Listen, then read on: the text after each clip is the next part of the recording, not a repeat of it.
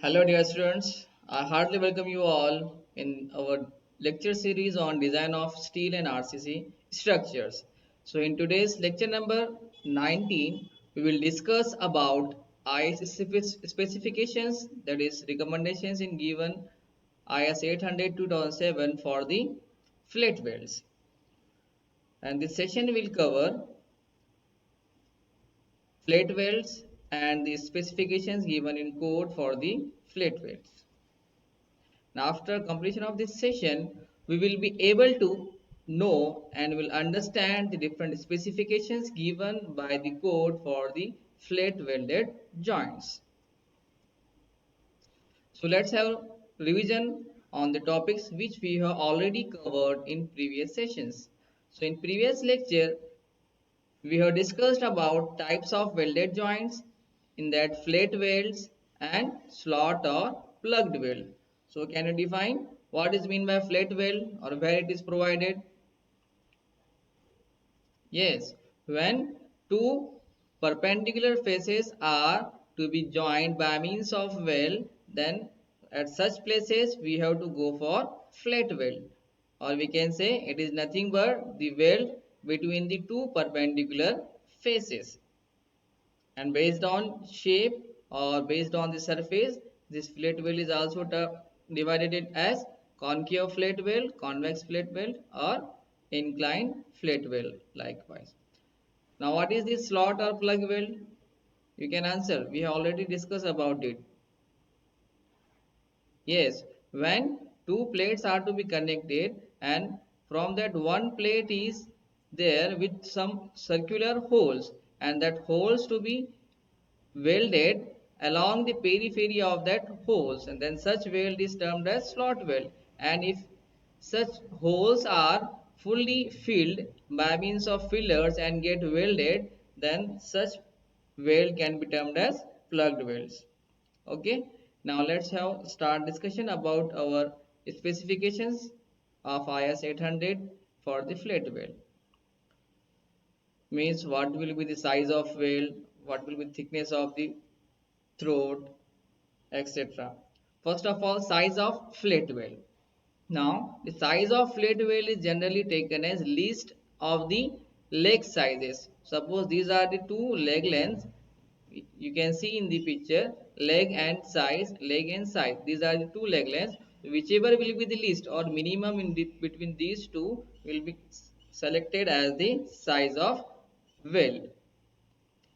And for the deep penetrations, if we are going for welding with a deep penetration and this penetration is less than 2.4 mm or up to 2.4 mm, then size of weld will be taken as minimum leg length plus 2.4 mm. And for the deep penetrations having penetration greater than 2.4 mm, this penetration is greater than 2.4 mm, then such cases size of fillet weld should be taken as minimum leg length or minimum leg size plus the actual penetration we have provided. Now what about the minimum size of fillet weld? These are the general recommendations, but IS has suggested the minimum size of weld for different thicknesses of plates will be as 3 mm, 6 mm, 5 mm and 8 mm likewise. This 3 mm is for the plates having thickness less than or up to 10 mm, and for the thickness of plates in between 10 mm to 20 mm, then size of weld should not be less than 5 mm, and for the thickness of plates in between 20 mm to 32 mm, then size of plate will be taken as 6 mm or it should not be less than 6 mm. And for the plates having thickness in between 32 to 50 mm, for such plates we have to take minimum size of weld or fillet weld as 8 mm. And what about the thickness of plates greater than 50 mm? Then for the thickness of plates greater than 50 mm, the size of fillet weld should not be less than 10 mm.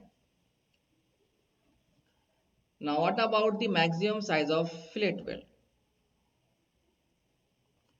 So maximum size of flat weld is also depends on thickness of the member to be connected or the edges of the members to be connected. Means if the plates are to be connected which are having sharp edges or machine cut edges, then for such members, the maximum size of flat weld should be taken as thickness of the flat or thickness of the thinner plate minus 1.5 mm, or we can say the maximum size should be less than 1.5 mm than the actual thickness of the thinner plate to be connected.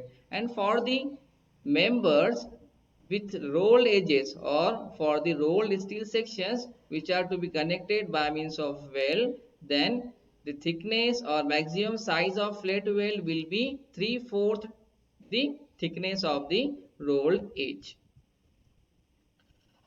Now, what is meant by this effective throat thickness and what are the recommendations given for throat thickness?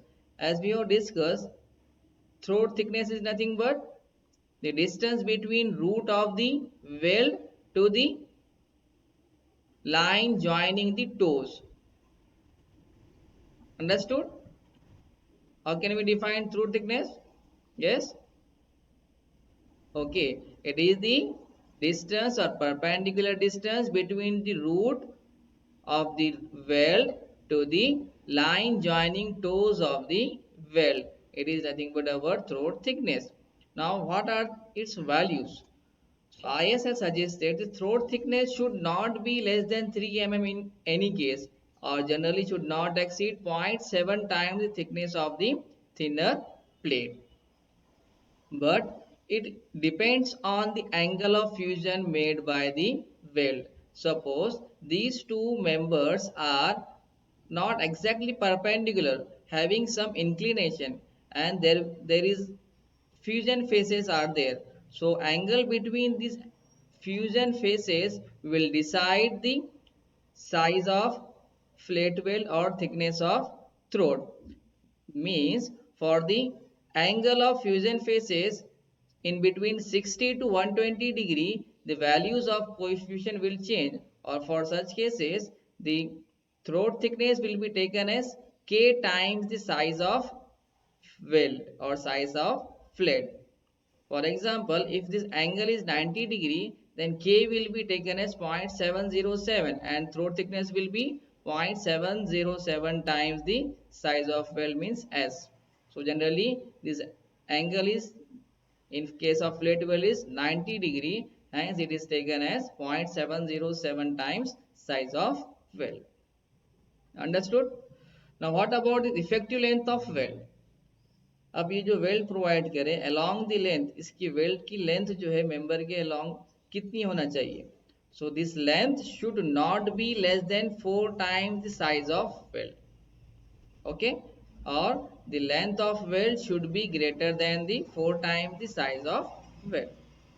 Understood? Now, based on the joint, that is lap joint, T-joint or corner joint where we use flat weld, the specification are made as for lap joints. Lap means what? Suppose there are two plates, we can see this is thicker plate, this is thinner plate. These two plates are to be overlapped over each other. This is the lap length. You can see are connected by means of weld on either faces of the overlap. This is your flat weld, and for such cases this will be the thinner plate and this is the thickness of thinner plate. The minimum lap length, this lap should be or should not be less than 4 times T or 40 mm, whichever is more. Means this lap length or overlap provided for such lap joint should be such that it is equals to 4 times T or 40 mm. Means in between these two values, whichever will be the maximum, it is taken as the minimum lap length. And along either edges, means this weld is provided along the width, okay, or weld is provided along this length that is transverse to the width direction or parallel to the force direction. Then this side weld should be such that the spacing of weld should not less than the transverse spacing of well, or this transverse well should be such that it have spacing more than this longitudinal well. Sometimes weld is provided not continuously.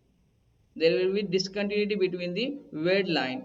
This is nothing but termed as intermittent weld. For this intermittent weld, or in between, if you provide weld along the length of the member to avoid the failure, generally in vibrations or in case of fatigue stresses, the length shall not more than 4 times size of weld or 40 mm, whichever is more in between them.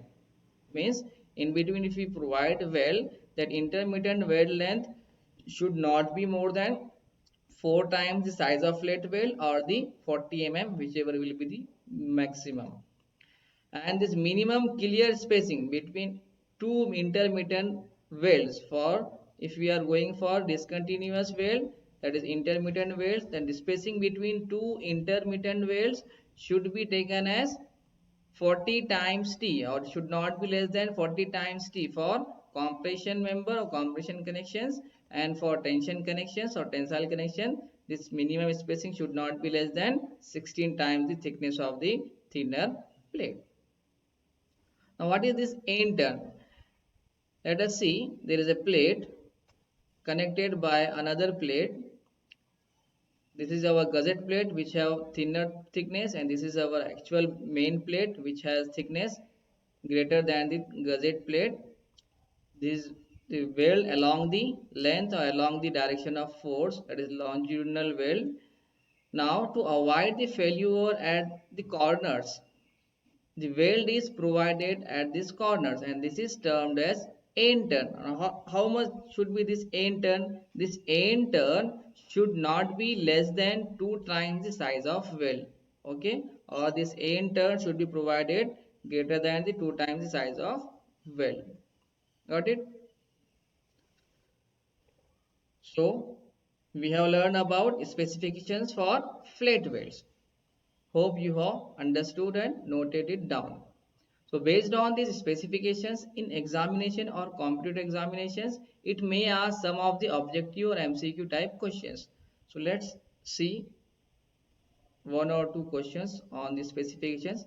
Here the question is, what is the maximum size of weld for rolled edges? We have just discussed. Can you answer it? What is the maximum size of weld for rolled edges? Options are 2 mm less the thickness of the thinner part.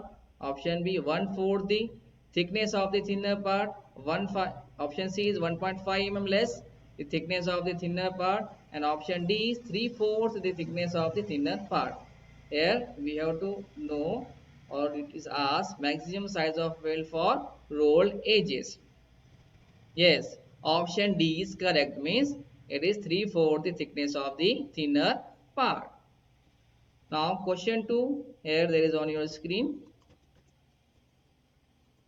What should be the minimum overlap or lap length for flat weld? And options are 4 times S, or 4 times size of weld, or 40 mm, whichever is more. Option B 4 times of thickness of thinner plate, or 40 mm, whichever is less. Option C 4 times size of weld, or 40 mm, whichever is less. And option D is 4 times the thickness of thinner plate, or 40 mm, whichever is more. Can you answer? What has asked? The minimum overlap or lap length for flat weld. Yes, the minimum overlap should not be less than 40 times thickness of the thinner plate, or 40 mm, whichever is more. So such questions may ask in compute examination. Now based on these points which we have just covered, in examination it may ask some of the descriptive questions. So these, here there is a some expected questions, you may note it down. Write specifications for flat weld, define end turns, size of weld, and throat thickness. Hope you have noted it down. We'll see you in next session, in which we'll discuss about design of flat weld or principles to be considered while designing a flat weld.